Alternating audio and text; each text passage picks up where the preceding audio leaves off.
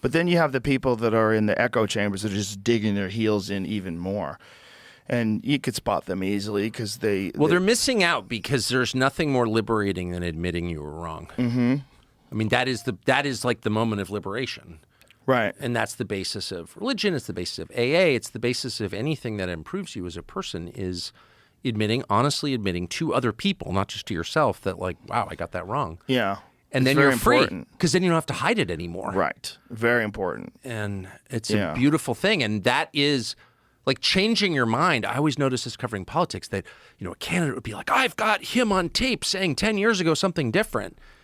And no one ever asked my opinion, but I always wanted to say, why don't you say, you're absolutely right. And the country's a lot different from what it was 10 years ago. And so my opinions changed too. Like, why wouldn't they? Because I'm not a freaking robot or a liar.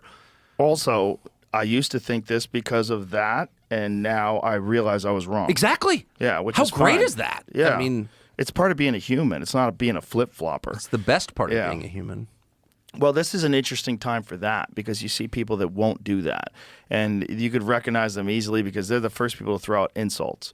The first thing to do when they describe you, they'll describe you in an insulting way, and then they'll say what they disagree with you about.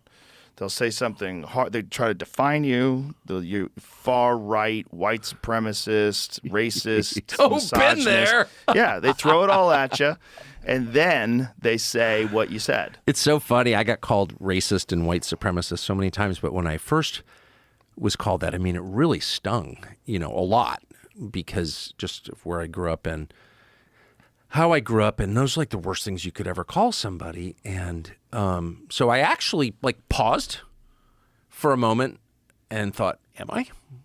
Like, which I think it's fair to ask yourself, like, am I a white, whatever that, I never figured out what that was. Am I a racist?